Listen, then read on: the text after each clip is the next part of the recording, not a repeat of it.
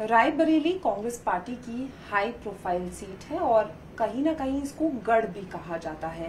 लेकिन जब से मैनिफेस्टो सामने आया है तो बीजेपी भी लगातार जो है वो घेर रही है, तमाम सवाल जो है वो उठ रहे हैं और कांग्रेस बार बार यही कह रही है कि उनके मैनिफेस्टो में ऐसा कुछ नहीं है।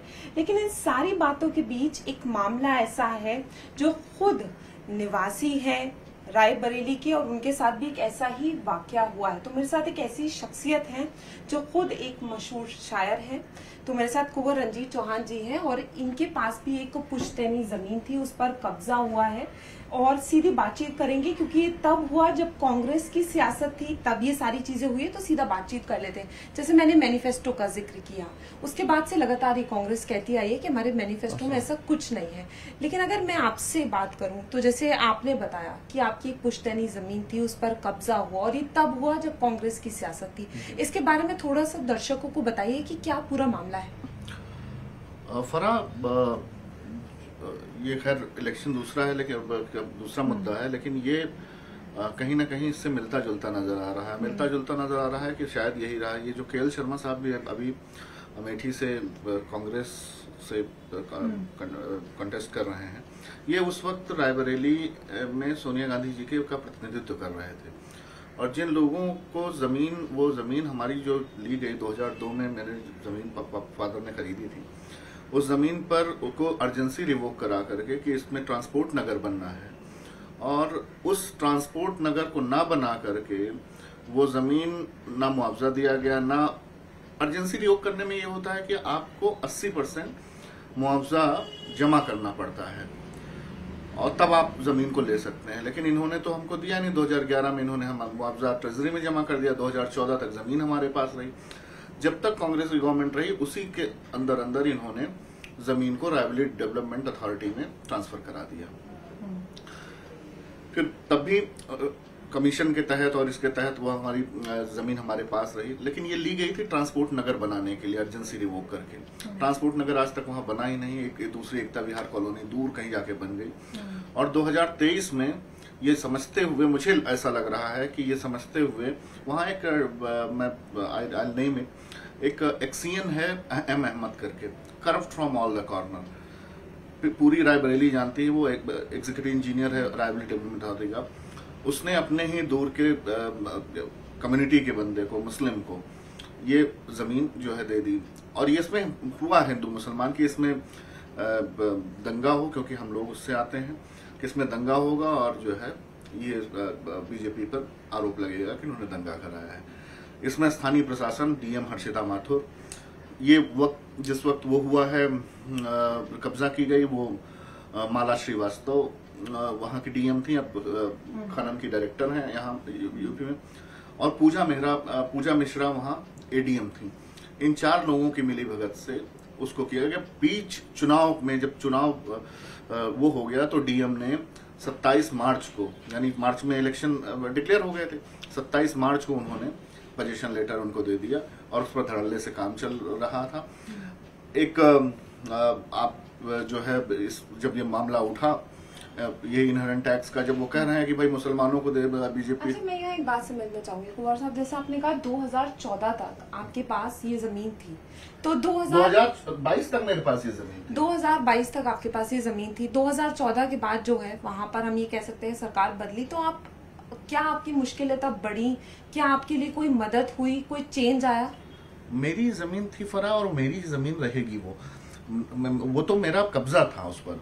ये कह रहे थे कि हमने 2009 में कब्जा ले लिया, जबकि 2009 में कैसे ले सकते हैं जब आपने प्रोसीजर ही नहीं फॉलो किया। दूसरा, ऑक्शन का प्रोसीजर भी नहीं फॉलो किया इन्होंने।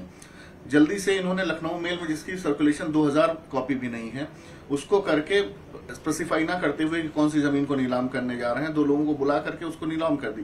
तीसरी चीज, जब उसमें देखें कि वो जमीन जो नीलाम की गई वो 2 करोड़ की जमीन है, उसको 67 लाख में नीलाम किया है, अंडर वैल्यू में। तो 1 करोड़ 37 लाख का, 30 लाख का ये जो डेफिसिट है, किसके पास गया है? कि कहाँ लिया गया है, किसके पास गया है, सीधा सीधा सा इसमें पूरा करप्शन है। आरटीआई मांग रहे हैं, आरटीआई नहीं दे रहे हैं। आप कह रहे हैं करप्शन है, प्रशासन भी कहीं ना कहीं मिला हुआ प्रशासन है, इन्वॉल्व है, लेकिन उनको भनक मुझे लग रहा है, मैं श्योर तो नहीं कह सकता, लेकिन हाँ ये है जरूर है कि उनको भनक लग रही है कि लेकिन वहाँ अगर सरकार बदली तो आप कैसे कह सकते हैं कि प्रशासन भी जो है वो कहीं ना कहीं मिला हुआ है, क्योंकि कहीं ना कहीं ये माना जाता है कि जो प्रशासन है वो न्यूट्रल वर्क करता है। आप उनके पास कंप्लेंट्स लेकर गए थे, सारी चीजें वहाँ पर आपने दिखाई थी, दर्ज की गई थी। मेरे पास अभी भी फाइल है, अगर आप कहें तो मैं दिखा सकता हूँ। सारी कंप्लेंट्स लेकर गया, सारी कंप्लेंट माला श्रीवास्तव ने देखा तक नहीं उस कंप्लेंट को। आरटीआई में कुछ जब उस पर आईजीआरएस पोर्टल पे जो जन सुनवाई पे होता है उस पर डीएम कुछ दूसरा जवाब दे रहे हैं, कह रहे हैं उस पर पूछ लीजिए, वहां कुछ दूसरा जवाब दे रहे हैं। प्रशासन इस तरह से जिम्मेदार है क्योंकि लोकल इन्फ्लुएंस में है वो। लोकल इन्फ्लुएंस यहीं पर कहीं पर मुझे लगता है कि ये सब खेल हो रहा है। लोकल अगर ये नहीं हो रहा है तो आपने इतनी जल्दी क्यों दिखाई कि इसको नीलाम करने की, जब मैटर सब्जेक्टिव है। किसी पॉलिटिकल पार्टी से इन्फ्लुएंस, आप ये कहना चाहते हैं? पॉलिटिकल पार्टी से तो नहीं, लेकिन हाँ वहां लोकल नेताओं से इन्फ्लुएंस है, लोकल नेताओं से इन्फ्लुएंस है प्रशासन। और ये मामला अभी महाराज योगी आदित्यनाथ तक शायद हमने लिखा था उनको, उनके तक पहुंचा नहीं है, अदरवाइज ये 10 दिन में रिजॉल्व हो जाएगा। अच्छा, आपने एक लेटर अभी लिखा है, पहले लिखा था? पहले भी लिखा था, कई बार लिखा, कई लोगों से मिला। हाई कोर्ट में ऑलरेडी मामला चल रहा है, हाई कोर्ट में जा रहा है, लेकिन वो कोई जवाब नहीं है उनके पास। वो सिर्फ ये कहते हैं कि मेंटेनेबल नहीं। भाई आप सब्जेक्टिव है मैटर, तो आप कैसे नीलाम कर सकते हैं?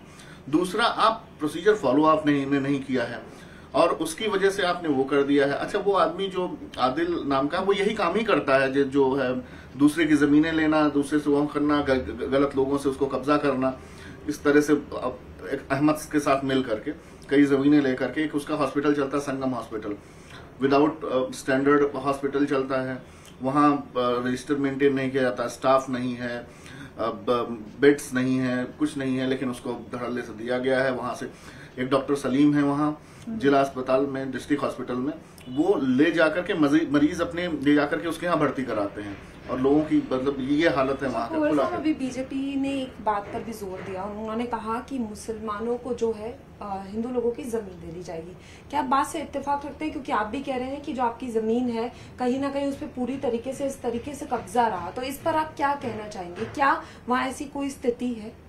फरा, देखिए, मैं जो है इसके पहले भी मैंने एक इंटरव्यू दिया था और उसमें मैंने ये रेफरेंस लिया था कि वो कह रहे हैं तो शायद गलत नहीं कह रहे हैं। जो मेरे साथ हुआ उससे तो बज़ाहिर यही निकल के आ रहा है कि अभी शुरू नहीं हुआ है और ये होना शुरू हो गया है।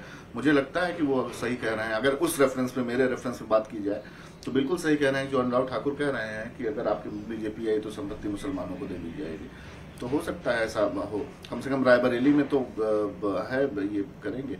और मुझे लगता है कहीं ना कहीं इनको जो है, क्या प्रशासन इतना मतलब अंधा नहीं हो सकता, या तो उसको ये मान के बैठे हैं कि भाई दूसरी बारी हुकूमत नहीं आ रही है, या कुछ ऐसा उनके दिमाग में चल रहा है, मुझे नहीं पता।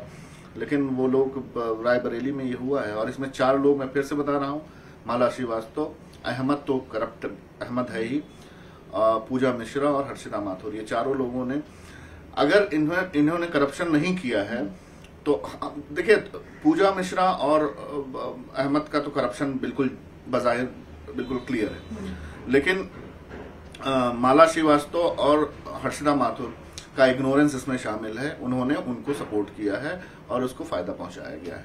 देखिए, आपका ये स्ट्रगल बहुत लंबा है, तो रायबरेली से आप दिल्ली कब आए और आपकी फैमिली का क्या है? आप वहाँ रहते हैं, क्या है सिचुएशन? आपने कितनी सारी चीजें जो है चैलेंजेस फेस किए हैं इस पूरे दौरान? ये 20 साल से हम केस लड़ रहे हैं तकरीबन। फरा 2000, अगर आप 17-18 से देखें, नहीं 2008-9 से, तो मतलब 2006 में इसका नोटिफिकेशन हुआ था, तो तकरीबन ये मान लीजिए कि हम कितना हो गया, 14-15 साल हो गए कि केस लड़ते हुए, 17 साल इससे केस लड़ रहे हैं 20 साल के।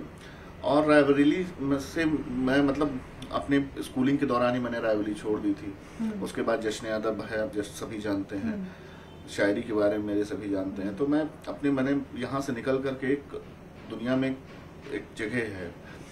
अगर ये मेरे साथ हो रहा है फरा, तो आप ये समझें कि वहाँ हर छोटा आदमी बहुत परेशान है और वहाँ बहुत सारी ज़मीनें कब्जा की जा रही हैं और इस तरह दी जा रही हैं।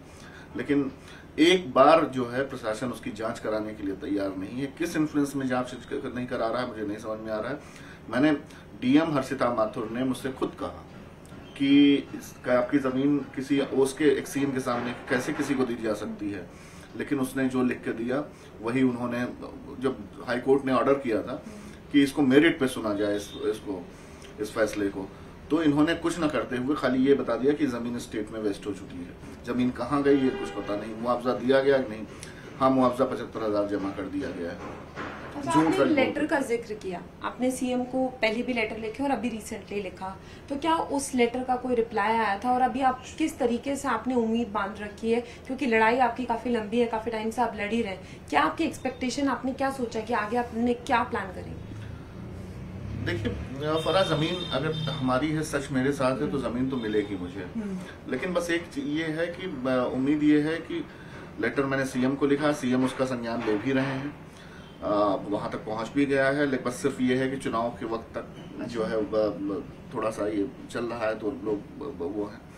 दूसरा ये हो रहा है फरा की ये सब होने के बाद जो है मेरे वालिद साहब, क्योंकि उनकी पूंजी लगी थी, उन्होंने अपना जो है पीएफ वगैरह निकाल करके ली थी जमीन 2002 में, वो एक जमीन है उनके पास। तो मुझे लगता है कि वो इस वक्त तक बहुत बुरी कंडीशन में है, उनकी हालत बिगड़ती जा रही है। उन्होंने कोशिश भी की 2 बार सुसाइड कमिट करने की कि न्याय जागे, और कोशिश ये उन्होंने कई बार हमको धमकी भी दी, लोगों को भी धमकी दी कि मैं उसी जगह पर जाकर के सुसाइड करूंगा ताकि ये जो है प्रशासन इसकी आंख खुले। तो ये जमीन तो नहीं जाने देंगे, जमीन तो किसी भी कीमत पे नहीं जाने देंगे। लेकिन हाँ, ये मसला है कि जो है तब तक बहुत कुछ खो चुके होंगे, और क्योंकि सच हमारे साथ है, पेपर्स हमारे पास, उनके पास कुछ भी नहीं है, उस पर बनाए जा रहे हैं लगातार, रात दिन काम चलने लगा। बाद में जब ये मामला पहुंचा प्रशासन के पास, तो उन्होंने अभी रुकवाया है 2-4 दिन पहले। अच्छा, रुकवाने के बावजूद भी उन्होंने काम किया, प्रशासन ने रोका, फिर भी रात में उन्होंने काम किया, उस पर आधी स्लेब डाली गई दूसरी छत पर, और उसका शटर भी लगाया गया। तो आप देखिए कि किस तरह की दादागिरी और दबंगई वहां चल रही है, और ये सब प्रशासन की नाक के नीचे हो रहा है, क्योंकि ये सब बिल्कुल खुला खेल चल रहा है। अच्छा, आपने कभी कोशिश की थी कि वहाँ के जो सांसद हैं उनसे मिले, या कांग्रेस पार्टी तक ये बात पहुंचे, आपने कभी कोई ऐसी कोशिश की थी कि उन तक ये बात जाए? जब केएल शर्मा शुरू में खुद ही इन्वॉल्व थे, तो इन लोगों ने पूरी रायबरेली लूट ली। फरा, केएल शर्मा चाहे इतना गए, उन्होंने पूरी रायबरेली लूट ली अपने वक्त में, ये कल्याण गांधी और पता नहीं मनोज मट्टू से पूरा वो बना करके। ये तो आज पाक साफ बने हैं, जब टिकट मिला है ना, कि 40 साल से जानते हैं इनको, और ये बहुत वहां से एक कार्यकर्ता को जानते हैं और साथ में रहे हैं। जी नहीं, कुछ नहीं, इन्होंने ही रायबरेली का सत्यानाश किया केएल शर्मा ने। तो आप क्या अपील करना चाहेंगे न्यूज़ 18 के माध्यम से, क्या कहना चाहेंगे? बस मैं यही चाहता हूँ कि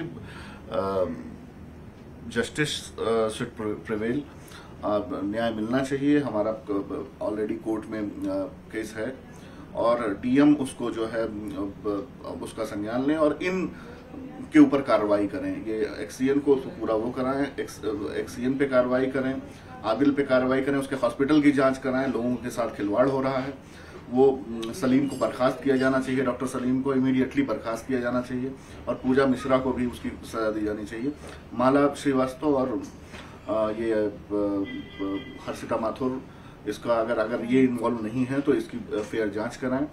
और रही बात कोर्ट से, तो कोर्ट से तो हमें न्याय मिलेगा, क्योंकि सारे पेपर्स हमारे पास हैं, तो मुझे लगता है, और लोग हैं साथ में, तो मुझे लग रहा है कि न्याय प्रिवेल करेगा। तो मशहूर शायर कुंवर रंजीत चौहान जी को सुन रहे हैं, जो साफ तौर पर बता रहे हैं कि उनका जो संघर्ष है वो काफी लंबा है, और जो उनकी जमीन है उसके लिए वो एंड तक लड़ेंगे, और उनका ये भी कहना है कि जमीन हमारी है तो हमें इंसाफ भी मिलेगा। कैमरामैन अप्पू के साथ फराह खान, न्यूज़ 18 दिल्ली।